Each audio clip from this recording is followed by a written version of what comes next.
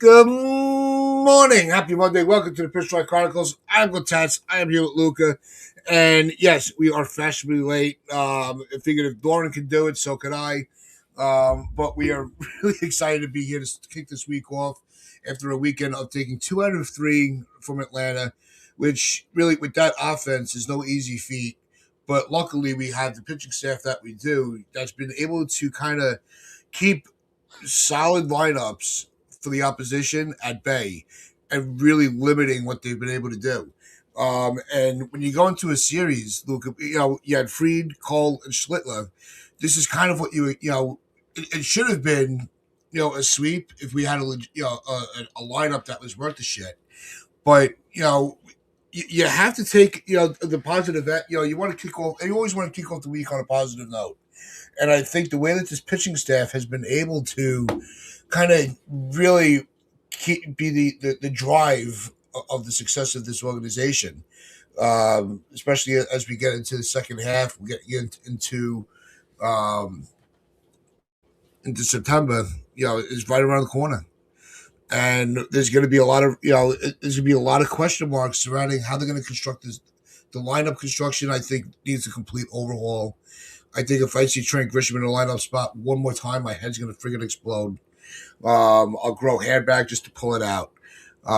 It's just not. You can't keep putting a guy that's what is he now 8 for his last 75. That's like not somebody. That's. I wish that was an exaggeration too. I might just be off by a couple of the bats. That's not setting the stage. You're not setting the table. And that's what you want your lineups to do is set the table. The pitching, they set the table. They are setting they're setting the tone for these games, and that's why if you're able to hold your offense, the opponents to 2-3 runs, this Yankee team should be able to get W's in these games with their eyes closed. But unfortunately, we just don't have the lineup to do that, and that's the frustrating part of it. And I really want to know, from your point of view, like, is this pitching enough as constructed right now? And we're going to bring into the equation of when Rodon gets healthy, and the uncertainty but positive upswing in the recovery from Clark Schmidt. But as everything is constituted right now, do you see this as a pitching set that is going to lead to more wins than your offense? First of all, I'm going to say good morning to everybody. Happy Monday. I do think the one positive, if you want to spin it into the glass half full kind of take, it is your pitching is winning by such little margins. With very little margin for error, they are winning because you look at the runs. The Yankees scored 4 runs. The Yankees scored 5 runs, 1 run, 3 runs. Obviously, that's not enough for like even an average pitching staff. Like an average pitching staff loses that series. A below average pitching staff loses that series. The Yankees have an excellent, phenomenal starting 3 with Fried, Schlittler, and Cole. It's great to see that Cole was a little bumpy when he came back from the IL. We were like, okay, he's coming back from Tommy John. Let's take it easy. He's settled in. Max Fried is settled in once he came off the IL. Cam Schlittler obviously has been dominant all season long, so it's kind of like you're kind of expecting at this point, which you're setting the bar very, very, very high for someone who's very, very, very, very young. But it sucks because it's constantly being wasted by such a bad offense and such a bad lineup construction. Helio Ramos has been terrible. Trent Grisham is a $22 million waste. And the rest line, Wells and McMahon and all these different cats are just not cutting it out. I mean, it's the same old story. The only ones that are possibly thriving right now is Ben Rice, who's trying to get out of a slump, and then the young guys like Lombard and Spencer Jones. Those are the only guys that are possibly providing some sort of spark. Everybody else, trash, garbage. Yeah, I think that Heliot Ramos, I think he's just kind of plugging it in until Bellinger or Judge get back, whoever gets back first, and then he'll get delegated to the bench, or they just might be flat out released. I would release Grisham before Ramos at least. Is I just don't have any trust in Grisham at all anymore. It's like I can't keep looking at him at the top of the order. At least if you have him like seventh or eighth, yeah, it's going to suck to have him, in the lineup belly to belly with Wells. Right. Now you got two automatic outs right there. But to stay with the batting order right now, I want to ask you because we see the spark from our with Jones and Lombard Jr. Right. Would you switch one of those to your leadoff hitter? It's tough because where they're hitting right now in the order, I mean, you could argue you could throw Lombard in the leadoff. Obviously, he's hit 2 home runs already. I think he's got the baseball IQ to take a couple pitches, kind of like be that old school hitter, that old school leadoff hitter. Spencer Jones, I mean, you could argue that as well. I'd say more Lombard, but I just don't want to kill any some sort of rhythm because one of the biggest problem with the Yankees lineup is either it's such a weird spectrum. Either they are so bad and continue to be penciled in the same spot of the lineup every day. Example, Trent Grisham.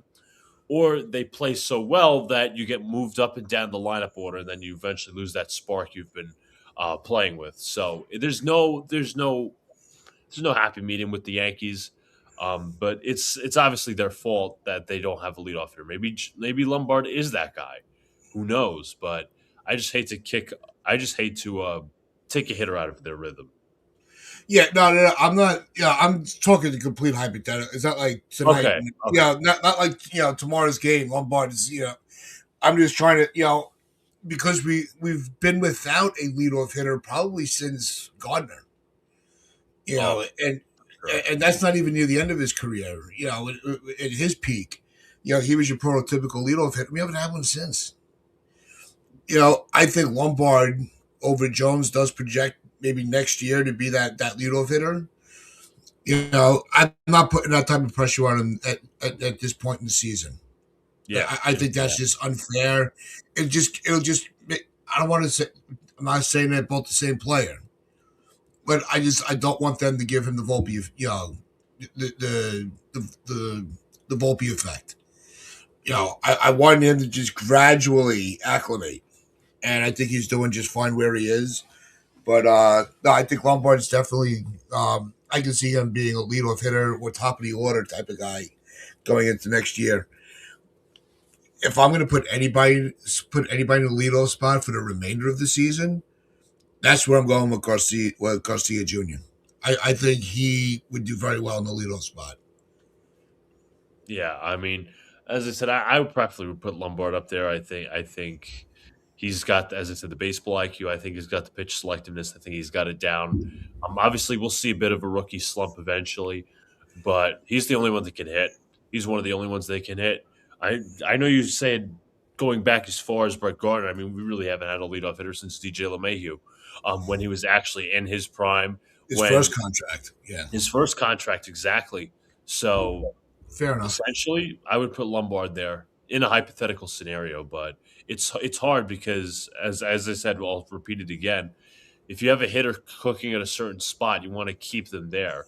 Obviously, there is a mindset where you can bring them up in the order because they're hot, they're swinging the bat so well, but the Yankees just don't have a leadoff hitter, and luckily Lombard is someone emerging. Yeah, I mean, ideally, I was thinking about this. I was playing around with the lineup on Friday's show. I think a solid lineup, to kick it off. If you had Garcia Jr., Rice, Lombard, Jones, I Mhm. think that is as good as a 1 through 4 that we can really put together right now. That can really, make something happen. Because the last thing you want to do is spread out your at this stage because the offense is struggling so bad. You need that gauntlet in your lineup, and I Yes. think that's how you would kick it off. Where at least it gives you a better probability to put up runs in the first inning. Not trying to scatter, because all they're doing is they're scattering hits throughout the game, with nobody around him that can get on base. So I think if you really wanted to do that, you want to get ahead of the curve and you want to start putting up runs early and take the pressure off your pitching so they could just really just do what they do, then I think it would be Garcia, Rice, Lombard, Jones. That's your 1 through 4. I see where you get that. I mean, your first four hitters, obviously, you cannot walk them all or pitch around them all. You would obviously have to pitch to them. I think that there's that's an interesting way to look at it. But obviously, the rest of the lineup, you'd have to like out of that lineup. You would say Jones is the last on the four spot, which is fine. I think they would pitch to him, but the rest of the lineup they would obviously pitch to as well, and they'd be automatic outs. Whereas you scatter the order, you don't know who's going to be pitched to and who's not going to be pitched to. Like if it was Rice, let's just say you put Rice, McMahon, and then Jazz, they'd be likely more to pitch to McMahon and Jazz as opposed to Rice. Make their selection out of the three hitters. But essentially, yeah, it's not a bad way to think about it. I mean, to scatter It does punish you the rest of the order, though. it does You punish the know, rest of the order, but that's the you're only damned way if you you do, get you're damned if you selected. don't. Yeah, it's damned if you do, damned if you don't, because you do your way, you punish the rest of the order. The other way is to spread them out, but then let's just say Garcia gets on base, you're not guaranteed to get him around the bases at all, move and get him home. You're not a guaranteed at all. Probably not. There's a high probability that you're probably not going to do that. Well, the only way that you could really this is why not having, say what you want about Stanton, his presence in the lineup alone doesn't matter what he's doing. Yeah, You got to be careful with him. But once you get Stanton, Bellinger, and more so above all of them, Judge, once they're back in the lineup, everything should be completely different. Whether they're still trying to get their stride, just the fact of them being in the batting order, it just, I mean, that is where you're going to really see what this team is going to be capable of offensively. But I think there was a comment earlier. It just shows how poorly constructed this roster is. That once you took Judge out of the equation, yes, the Yankees were able to win games to keep themselves above water without him. right. But not having that equal, well, the other guy that's equal to Judge, he's hurt also. Absolutely. So without the Judge and Stand, without those two guys, the whole lineup just fell apart. You have probably one of the worst seasons from a catcher that we've ever seen. A second baseman that is just a head case on and off the Checked out. field, and a third baseman that's all glove, no bat. So, where are you getting your production from? It's amazing that they've been able to sustain this winning, because they have been. They do have. They are going to finish above 500. They've actually played very well despite not scoring any runs. They're still winning games. It's the games that are getting away from us because the bottom of the order is so weak. That's true. That's true. As you said, we've been able to sustain it in the active tense, but I don't think it's sustainable. I'm not saying it's against the pitching, but the Yankees can't possibly win as many games down the stretch. Obviously, they got the Mariners this week. Blue Jays, Orioles, obviously lesser opponents than the Blue Jays, than the Astros. We got the Red Sox coming up at the later end of the month. I mean, the Red Sox are 1.5 games back. They're not far behind us. They're catching us soon. But yeah, if the Yankees offense continues to play the way that they do, I could see. I mean, you guys probably said it. The Red Sox might end up catching us. We might be playing for a second wild card or a third wild card or whatever. But at the end of the day, I give credit to Spencer Jones, give credit to Lombard. But once again, it also goes back to the Yankees' lack of action at the deadline. They didn't. They did half measures, which is typical. It was pick a direction, right? We talked about this all trade deadline lead up, and I'm sure you guys probably talked it up afterwards. You could either go all in with the American League being so weak and try to fix as much needs as possible, bullpen, catcher, third base, second base, whatever. Nothing. All you got was Helio Ramos and Luis Garcia. And Garcia's more of a first baseman anyhow. Ramos is just a platoon outfielder who's a below average hitter. OPS is not good. Strikeout rate is horrible. He can't field. And then you look at the bullpen. I mean, the bullpen's been fine the last couple of games, but you still could have added to it. But the Yankees are going to be damned by the trade deadline because they never picked a direction. It was either, okay, maybe we'll sell off some pieces and let the young guys completely thrive, or we're going to go all in because this is, Garrett Cole in his prime, Max Fried in his prime. Why would we waste the starting rotation? Frank Rivera has a great point. He says, why give you so much? Why would you give up so much for Ramos, not good fielder, and how much different? Did the Yankees give up like two top prospects for him? Was Lane Lane and Kent. and Kent. Silly, Well, absolutely silly. Lane does have injury issues. He's got an injury history. So we may have dodged a bullet on that one, but you know, Kent projected to be very well. Ahead of himself. And projected to be more of a major leaguer than they were willing to wait for. But it would. I definitely think the Ramos deal was an overpay. Yeah, for Um, sure, without a doubt. it was that one was just a move to make a move, and he Yes. does this every deadline. Let me just make this deal. Shut everybody up so they don't think I'm sleeping at my desk, Yeah. and it just makes us even more pissed off. It's annoying. It's incredibly annoying. And I get it. You needed a guy while Bellinger was out, and obviously Bellinger was slumping a little bit before he got in the IL with the hamstring. But yeah, I'm not feeling Ramos whatsoever. I'm sure there were better outfielders out there. Ramos was not one of them. And healing, and we're gonna start going through some of these comments like we did on Friday because you guys are cooking in the comments right here. Was overpaying for Ramos means J. Dom is cooked. Surprise San Francisco didn't want Dominguez in as a throw-in. I don't think they're completely giving up on Dominguez.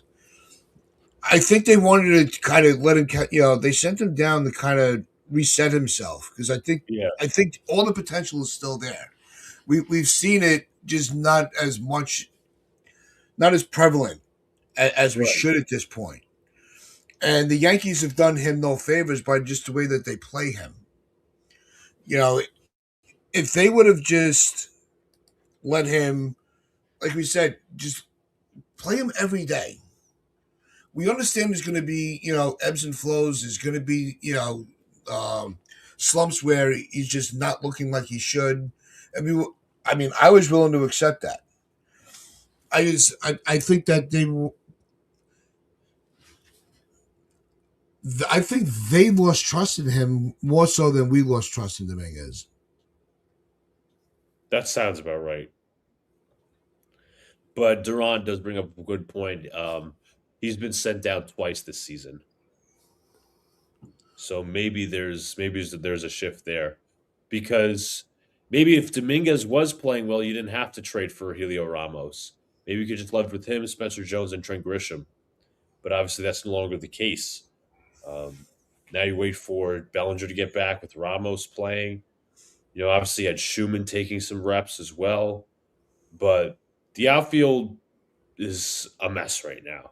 Yeah, Like there was a portion where, you know, April, obviously, through June, Grisham was struggling. Then he started to find it just a little bit where his numbers started to peak a little bit, get better, a pinch, where that OPS plus went up. That OPS was a little bit better.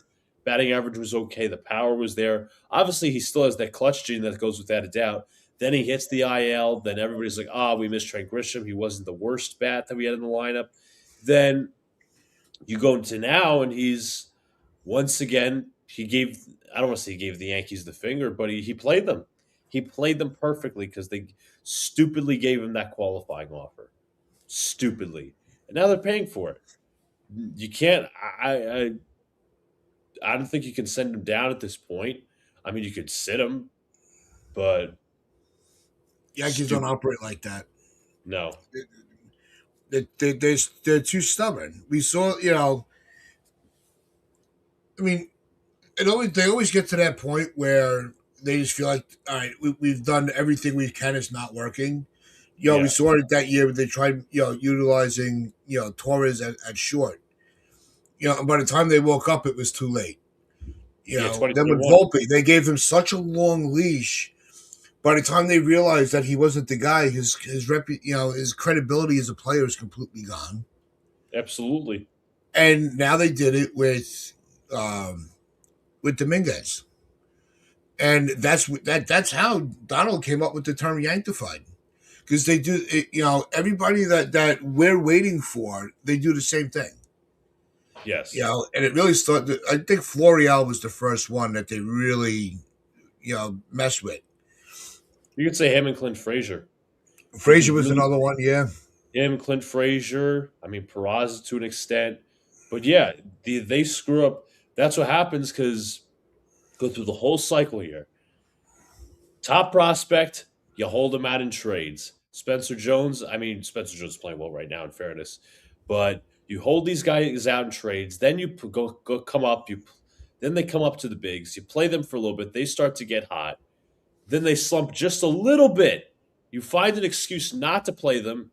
You subway them back and forth between AAA and the big leagues. And then their value becomes absolute dog shit because you don't play them enough or you don't play them in the right spot or this, that, and the third. And what happens is they have low trade value. You have no option but to DFA them or trade them for pennies on the dollar. yeah. I want to bring up this member comment here from Issy. Too many platoon play. Too many platoons. Everyone is a specialist. What happened to ball players playing freaking ball? And Luke, I think everybody in this community here agrees on the same thing. You cannot field. You can't get a field 9 players on the field that don't have a set position. You have to, not everybody should be able, you want a couple of guys that are a little versatile. Right, of course. Yeah, That's what your bench players are for, not your everyday players. exactly. Your bench should be where your versatility is. You know, every bench should have a Ben Zobrist, right? Which I still say he was the best utility player that I've ever Oh, seen, sure.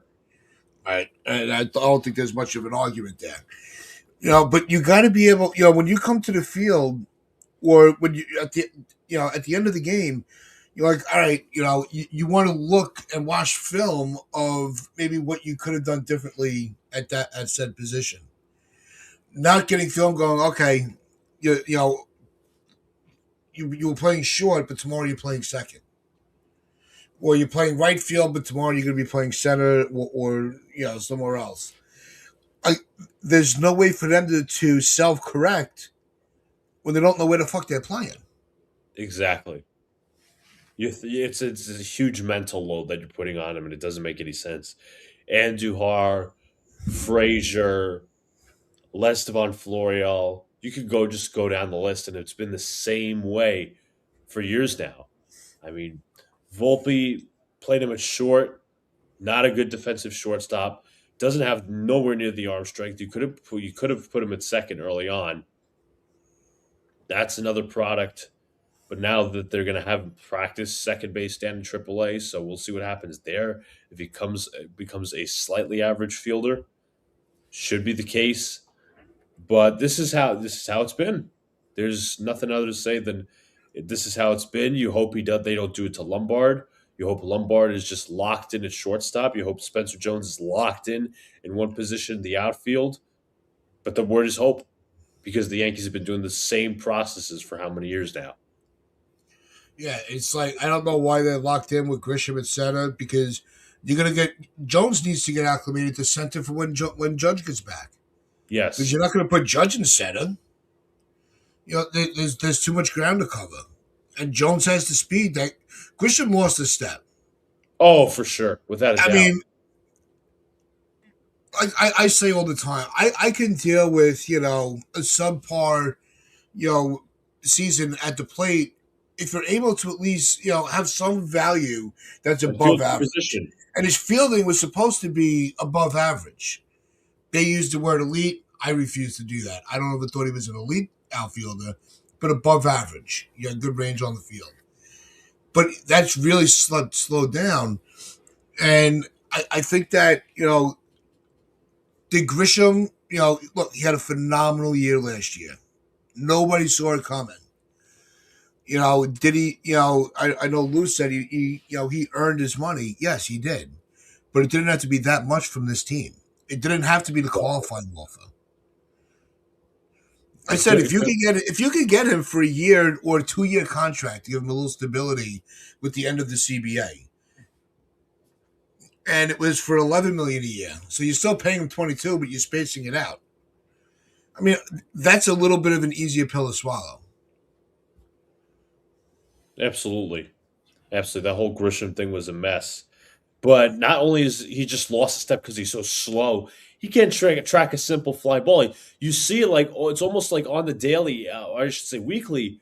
There's at least one fly ball that looks catchable. I'm sure they have. I think it's like Statcast that has like the catch probability rate that like it'll be like 98 or 90 something, and he just doesn't make the catch because he takes such a bad angle to the ball. You need somebody Mm-hmm. more young. You need somebody more fresh. Maybe the Yankees for just overplaying him because maybe he's just not been used to that type of reps in a while. I don't know. I mean, you go back to his first year with the Yankees as he was that throwing with Soto. He was a bench player. He didn't exactly have a great season, but he was a bench player. He was behind Alex Verdugo. You go to 2025, he takes over. He has a historic season in his terms, earns the right. I mean, as you said, Tats, yeah, some would argue he earned his money. Didn't have to be from the Yankees, and it didn't have to be a qualifying offer. Could have taken that money. You could have let somebody else overpay. I felt the Yankees were bidding against themselves when they did Oh, that Grisham nonsense. that's where, yeah. It's not that I didn't want, I thought he had no value to this club. I just wanted them to, if they were gonna bring him back, it couldn't be under that situation. It had to be through negotiations, not just a qualifying offer that nobody, he was, his agent was like, grab it, go. You're not going to get that, So that whole thing was just a mess, And the reason I would have taken him back for that 1 year, rewind the tape, because I wanted Jones to get another full year in the minor leagues to develop. Right. Because everybody's worried about his strikeout rate, right? So I'm like, all right, give him a full year one more year to develop. Give Grisham, to just fill that gap. Unfortunately, with the injuries, Jones got called up early, and Right. his first go around was Not great. it was not great. It was very subpar. But now you see that there's consistency. You're seeing everything starting to pan out in the Yankees' favor and his favor. So now it's just making like the whole Grisham uh, on the roster. It's just now it's looking even worse. 100%. It doesn't help that Boone is sticking him at the top of the order every single day. Mm-hmm. As Tat said, you just want to bang your head into a wall or go crazy because he's at the top of the order every day. Below average OPS, low average fielder. It's just awful. It's nothing more to say than it's just awful, but it's not surprising because the Yankees, for some reason, are attached to Grisham and just want to be right. And I put a star in a comment here from Frank because I think this is also something that needs to be talked about. Because all the hype with Lombard Jr., kind of Caballero got put to the wayside. But what about his attitude problem? He seems mad since Lombard came up. Do you think there's anything to that? It's possible. But you also have to know as a major league ball player when you. I mean, yes, we get that Caballero's prideful to an extent, but he hasn't played overwhelmingly good or overwhelmingly better to say, "Hey, I earned that shortstop position." Is he better than Anthony Volpe at shortstop? Sure. Defensively, yes. Is He's he not better better as a than for Lombard. Oh no, absolutely not. Yeah. But in the Yankee, it's a sequence because they obviously lost their game to the Cardinals. Caballero, for real, look at his offensive statistics; they're below average. We like to praise him for having, the smarts and the base stealing and all these different things. He's a good fielder. Obviously, I think what was it a few days ago where just recently where he walked down the first very, very, So very, long very there was a violation. Like and you, how Wells you, had you to get can't a do that shit. yeah, it's like the antics are kind of getting old, and the Yankees are just kind of letting it play out for whatever reason. But he's got to know that he's playing better, or he has to play better in order to kind of get his way, get his role in the lineup. And I get it. Caballero was messed with. He was lied to earlier on with the whole Volpe stuff, but Lombard's a different animal. He's a young kid. He's trying to step his way into the league. He's playing well. Caballero should have some sort of self awareness on that. Yep. I like this. I like this idea from Healing. Because Cabby should be starting second base over Jazz. Less talent, but at least he gives you full effort. Exactly. You know, well, Cabby's he's on the hot seat to begin with because that at bat in extra innings the other day where he's trying to, with this whole bunting antics, trying to throw everything, out of whack, and he ended up throwing himself out of whack. You know, Especially when you have two strikes, the bunt has to come off. I don't care who it is. Oh You yeah. can't put the bunt down with two strikes. Like That's just oh, that whole at bat. I mean, that was just a nightmare. Like that's not showing the manager that you're locked in. yes. You don't know the rules. So now I just thought it is that I can't figure out what he was thinking No, because I don't think any. there was no logic to it at all. And that's not what's good. That's not going to get you back on our good side. So I leave him on the bench because you can't just and that's we're round we're doing a round robin on the same freaking topic. This lineup is so poorly constructed. You It's literally think you want to substitute for one guy, but then the other guy's just as bad. it's pick your poison at second base. Effectively, Yeah, it's like you got two poor hitters. Okay, you could say one is better, kind of, but one is not playing at their natural position. The other doesn't care. He's lousy, doesn't hit, makes fielding errors. The basic fielding error he had the other day, throwing the ball over first baseman's head. Ridiculous. But the Yankees put themselves in this scenario, so they have only themselves to blame. let's say the shortstop was always going to be Lombard's Volpe, Cabby, whoever was just a placeholder. That I think we could all agree on. Yeah, And one thing I have noticed, since they've sent Volpe down, is Lou's been in a much better mood on the track. He's not as if that's the grumpy, case, we understand why. and we like a happy Lou. Absolutely. But I think the Yankees really, I mean, up until this recent stint where they kind of had to run damage control, I think the Yankees really wanted Volpe to be that shortstop. But when, the Yankees were getting such bad PR from across the league about Volpe and their lack of trade deadline acquisitions and Brian Cashman to scramble, it sucks because you want to applaud the call up of Lombard because he's playing so well, but he was brought up in such under a false pretense because the Yankees had to do damage control for how bad their deadline was, if we're being completely honest. So and then you had Volpe playing shortstop beforehand, which led you to leaving to call up freaking George Lombard. So obviously it was like they're trying to erase a already bad move when you know that Volpe wasn't the answer. Yeah, yeah. You saw his first year. You saw with Volpe where things could have gone the right direction. Right. Right? No doubt about that. Learning curves. I would say you can't judge a rookie, right away. I'm still Yeah. not judging Lombard as much as I'm talking him up. Yeah. You He's know, he's got I, I'm just enjoying the positive right now, but things, there's going to be learning curves, Same thing with Jones. Same thing with anybody else that they call up.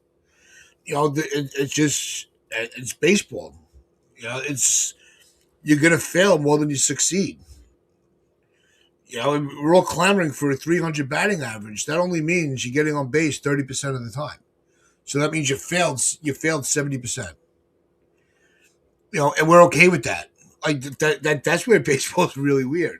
You Exactly. know, but it also you have to be able to. It's and I know that's why a lot of people don't pay attention to batting average, but we really pay. Unless they really suck, we never look at it. But the batting averages on this team, like we should not be in the bottom five in offense, especially when you have the pitching staff. To tie everything back in, when you have this pitching staff like you do, you can't afford to be wasting these starts. Right. That's the frustrating.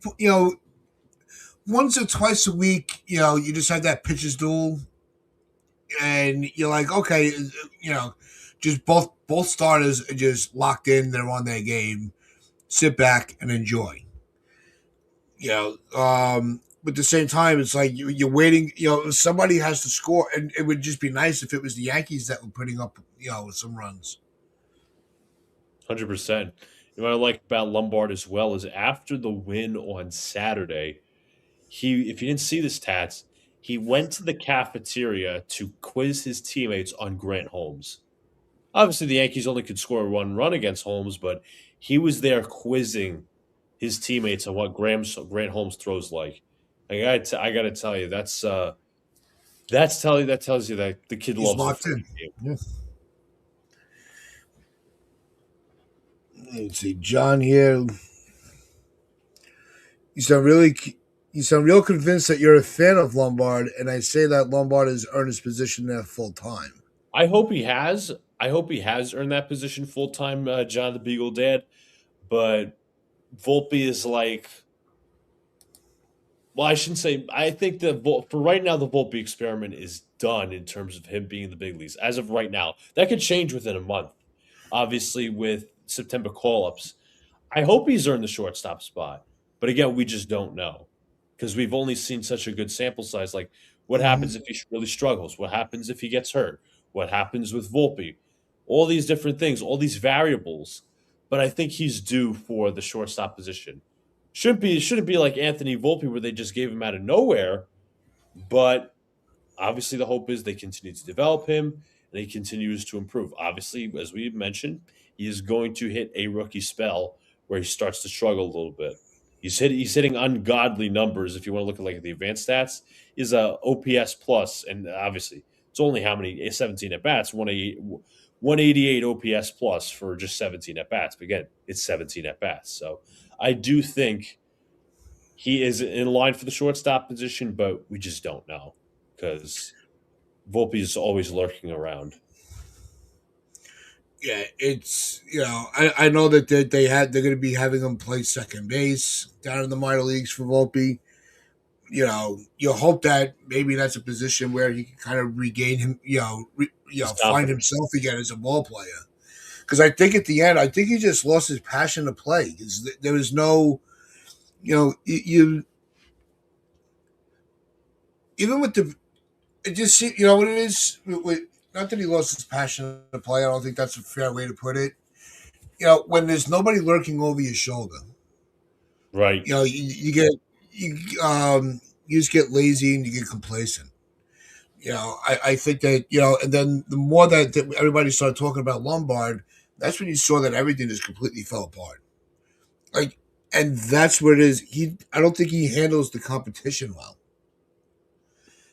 I don't No, think he's ever really been put in that situation where aside from that spring training with Peraza, like where's that Volpe needs that part of him again.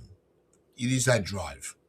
his seat's never been up for grabs, as you mentioned. What's his best competition? Isaiah Kiner Falefa for like half a year, but the Yankees basically gave Volpe shortstop right out of the gate. You could argue Mm-hmm. even Peraza maybe even had a better spring training, but regardless, he's never had that. As you said, that next man up, we're like, okay, oh shit, this guy's behind me. He might try to take my spot. Yeah, But again, let that's not me entirely on focus. Volpe because the Yankees did that. The Yankees pampered and placated the hell out of him. Same thing kind of with Austin Wells. There was no really competition for him. I mean, the Yankees started out with Trevino, obviously, but once Trevino got away, it was all Wells.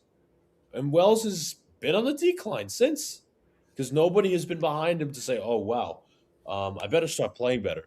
Who's been the best? Ali Sanchez? JC Escara? No, they stink. They're terrible.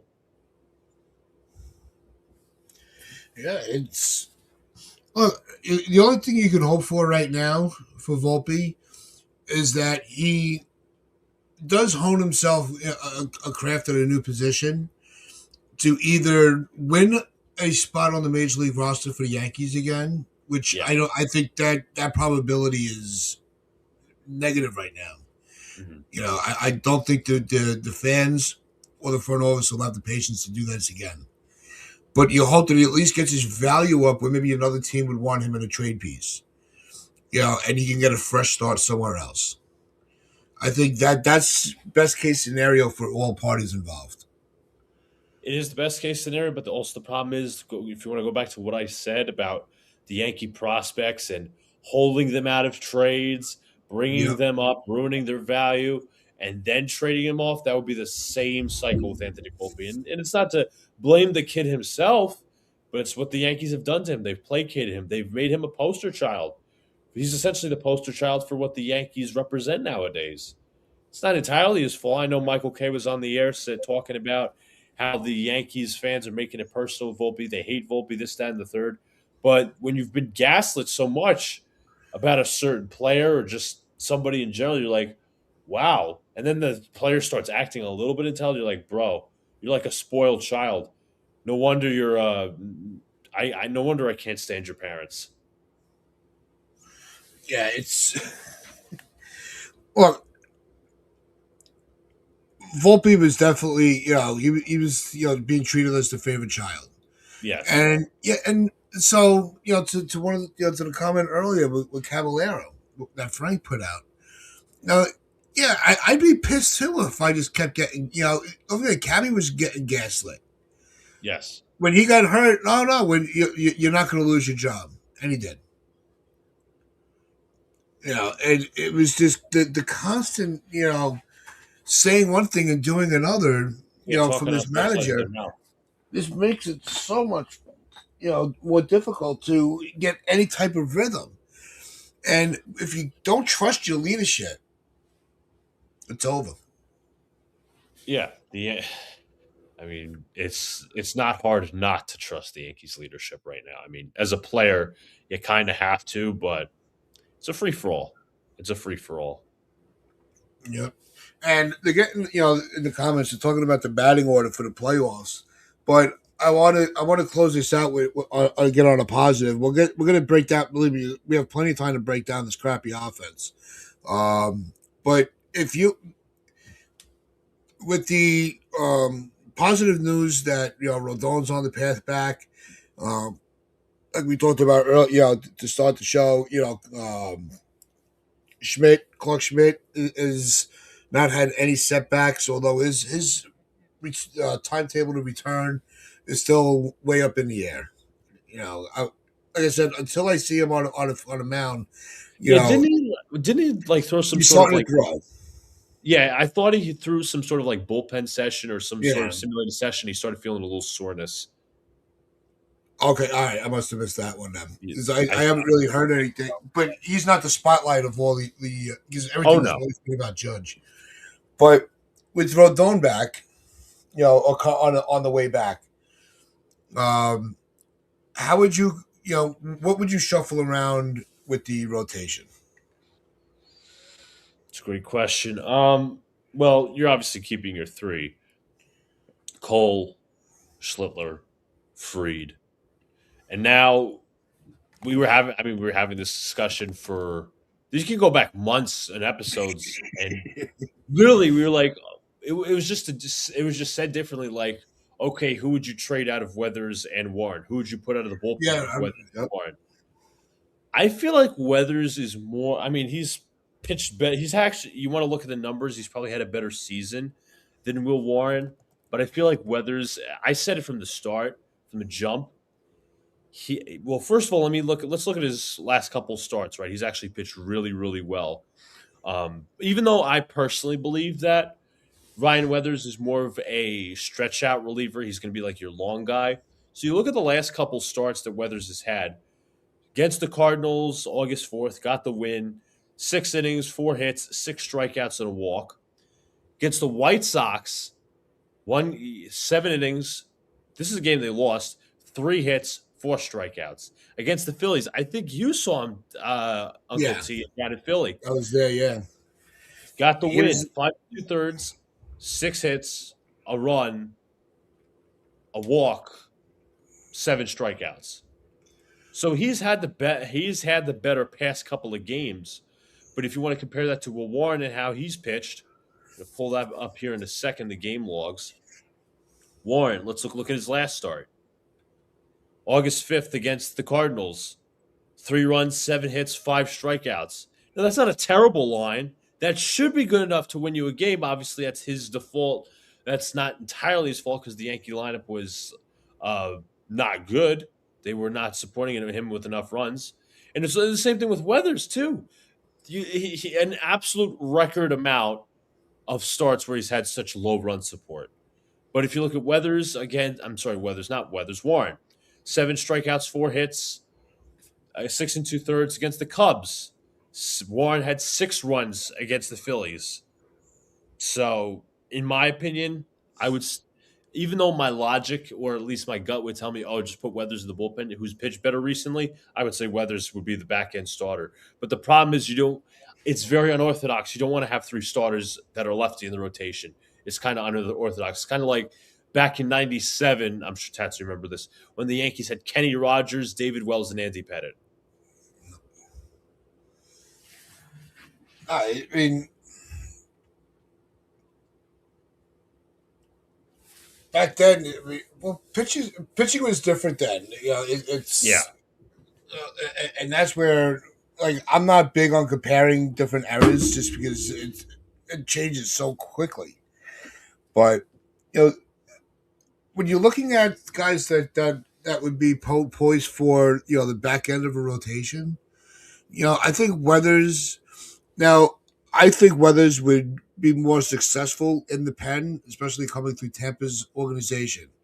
They're very good with keeping their pitchers um, loose enough where they can go from being an opener to being a starter, and a bullpen piece.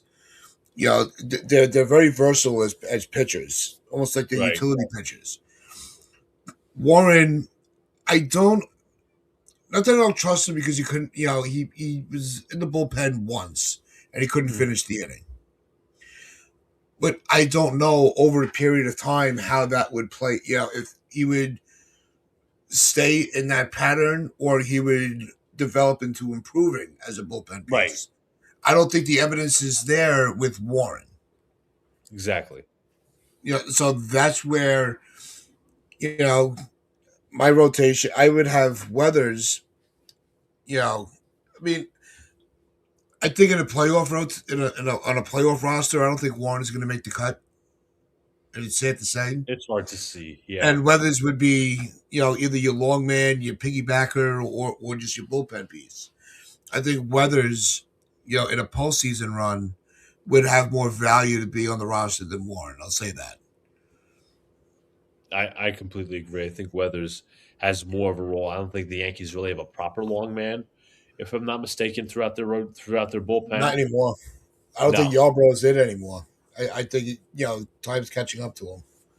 Yeah, it's got to be Weathers. It's got to be Weathers. I think he has more role of a role carved out for him coming into the postseason eventually. Yeah, but it's these next couple of months is going to be. I mean, they're going to be put to the test because Boston is just on this.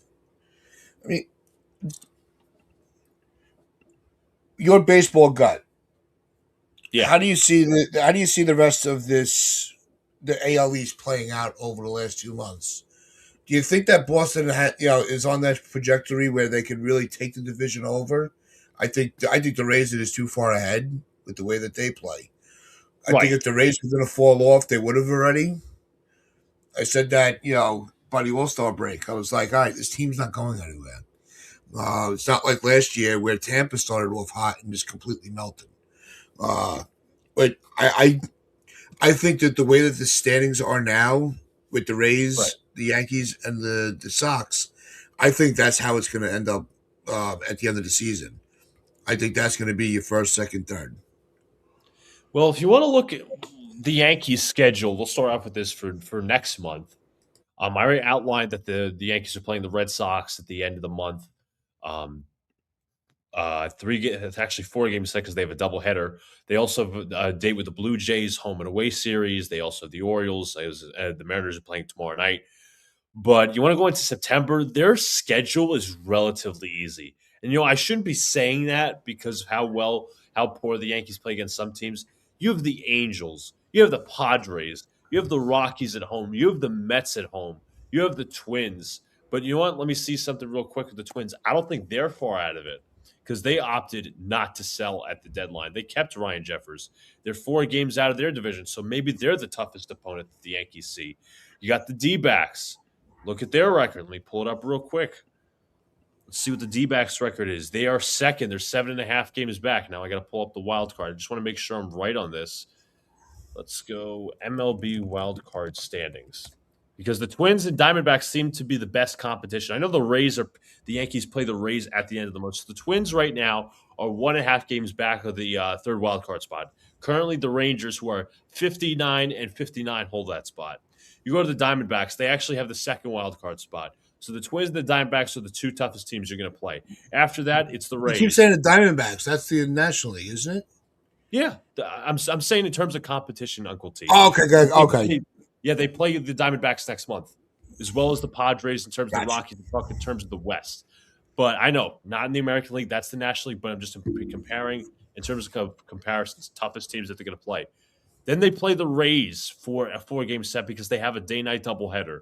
Then they play the Orioles to finish out the season. Now you go to Boston. Here's their schedule.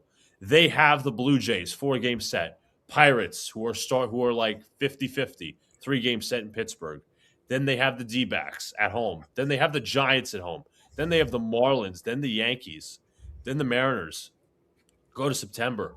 Then they have the Orioles, the Angels, the Royals, the Rangers, who obviously the top of their division. Then they play the Rays, which is going to be, in my opinion, could be a tell-all series because that is the middle of September. You expect the division to be hot, or I should say the race to be hot. The Yankees maybe could gain a game if they start losing to the Rays and the Red Sox, or they could lose games if the Red Sox start to beat the Rays. They have the Guardians, and then they have the Cubs. So it's interesting because it's almost comparable schedules, but I wouldn't be surprised if the Red Sox finish slightly. To me, in my opinion, Uncle T, the Yankees will either finish slightly ahead of the Red Sox or slightly below the Red Sox. I mean, I still think my season prediction is very much still in the air. As I said, they could. Right. Is the Rays have the tiebreaker, They do. so we could see the same thing like we did last year with Toronto, where that tiebreaker is what bites them in the ass. Because they just weren't able to win games within their division. Yeah, and then you never know what could happen in a wild card series. It all depends on if they're the home team. They could end up playing these wild card games in Boston, Yeah. Unlike and last then year, they what? had Yankee Stadium. If they have to go on the road, they're cooked. Yeah, they're screwed. And the thing was, and also, if you didn't see recently, since we talked about the Red Sox and the Yankees, Michael Kay did not regret his comments talking about the Red Sox back in June. How basically, I forget what he said exactly, but he said how talking about how bad the Red Sox are, and then they managed to win like 14-15 or something like that. I don't want to say it's like a reminder because I mean I wasn't watching baseball then. I was only 1 years old, but my professor in college reminded or at least brought this up to our attention when we were doing our sports broadcasting class. He said back in 2004, the Yankees had that great walk-off victory July 1st, where John Flaherty, obviously that was that multi extra inning game where John Flaherty hit the walk-off ground rule double. You had the Jeter going to the stands play. When Michael Kay said the Red Sox are dead, what happened? The Red Sox turned around their season. This season, over 20 years later, the Red Sox turned around their season after Michael Kay said, the Red Sox are terrible, regardless of how bad the Yankees are. Yeah, Michael K. definitely. Like, I know that was a whole big thing. That he kind of woke up a sleeping giant with those words. But I just think the Sox just figured out how to click. Yeah, K. He could be a jinx. One, I don't listen to him enough to put any validation on anything he says. Oh, for sure. Um, like I say it. I always preface. I respect his career. He's great at what he does. For most people, I'm not one of those people that think because he says one thing on the radio where he'll criticize the Yankees, but then when he's in the booth, it's all flowers and It's all sunshine. PR. And I'm like, all right, if you can't stand by what you say, then don't say it. It's one thing to be like, looking back at it, I can see where, and you want to play double edged sword. That's fine. Devil's advocate. So and I do that a lot. I like looking at things from multiple angles and bringing it into the discussion. And it drives Donald crazy because he thinks I'm trying to be overly positive. He's like, "What are you talking about? Did you like, let me finish my point?" And there's nothing wrong with that. You have to look at everything from multiple angles in sports because there are different ways to look at it.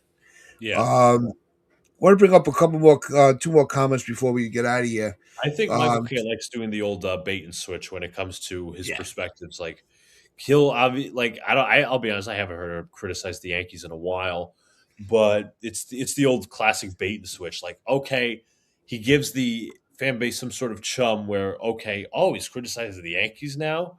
He'll say something. He's good for talk for a little bit for a certain point, and it's the old bait and switch where it's like, no, the Yankees are actually doing things right. You guys are the idiots. yeah. Don't I know what I'm seeing. I don't need to be scrutinized or criticized for having my own opinion. TC here. Good morning, my friend. Listen, it doesn't matter who's on the schedule. This team cannot score That's runs, true. That's very true. and no, and that's a big part of what we were talking about today. It's the fact that this lineup, is just making it so. Thank God we have the pitching staff we do. Thank God that the pitching ended up, leveled out where we had Fried, Cole, and Schlittler in this Atlanta series because it could have been a lot uglier. And it's not to say that Warren and Weathers, you know, couldn't perform to their level. We've seen it. Luka just went through their last starts, and how it's all played out. So I think that yes, this offense right now is really what's going. They're the ones that are going to cost this team. It's not Uh, going to be the pitching, and it's all the time. How many times in the playoffs, Luca? It's our pitching, our pitching, our pitching. Meanwhile, we're only putting up 2-3 runs because good pitching beats good hitting. exactly. Always. Always. But our offense can't overcome good pitching. That's the Never. problem. They're terrible at situational hitting. They can't create runs from scoring position. They can't manufacture runs. It's as simple as that. It's been the story since 2018. I mean, 2017, you give them a break. That was like obviously the launch pad year, but aside of that, you just have a few hitters and the rest of the team can't hit because they're not good situationally. Then the final comment we're going to bring in healing. Yankees key series are Houston and Seattle. They win those series, they have the tiebreakers to seal the third wild card spot. And I think that's a great, projection on that. Is it would be really nice if the tiebreaker went in our favor for once. That's true. I mean, that wouldn't that be a novel idea for us to Yes. hold the tiebreaker? It's usually everybody else holding the tiebreaker. Yeah. All I want for Christmas is some leverage. Yes, absolutely. Like, where's our leverage? It's just it's bullshit. It's not fair. Like, why does everybody else get the everybody spoil our party? Why can't we crash it once in a while? And Jonathan, yeah, the lineup is definitely struggling without Judge, Bellinger, and Stanton. And I'll say that I think in any capacity when they come back, it does lengthen the lineup because as much as we know Stanton struggles, and I know a lot of people are getting starting to lose their love for the guy. Especially because he didn't have the best postseason last year, and that's what everybody remembers. Um, Never mind the four postseasons before that. Oh, for sure. But just his presence in the lineup, it does have pitchers try to, it changes their mindset of how they're going to navigate through batter by batter. It does put a lot. It does put more pressure on the pitching, and that sometimes is the first part of the battle is have the pitcher going. How the fuck am I going to get through all these guys? How am I going to keep this lineup off the scoreboard? And then now they're pressed to be perfect. Yeah, it's not fair. It's not fair. No, but luckily we do get the off night tonight. No Yankee games to piss us off, and gives everybody a chance to catch their breath a little bit. But no, these next couple of months is going to be a little. It's going to be interesting, and it's going to be a wild roller coaster ride, and we are all here for it. To get your reactions to it and get our reactions to it. So make sure you hit that like button, hit that sub button, share this out with your friends, your family, the strangers on the corner. I'm Uncle Tats with Luca. This is the Pitch Strike Chronicles. We're those pitch archer pride and play hard. Peace.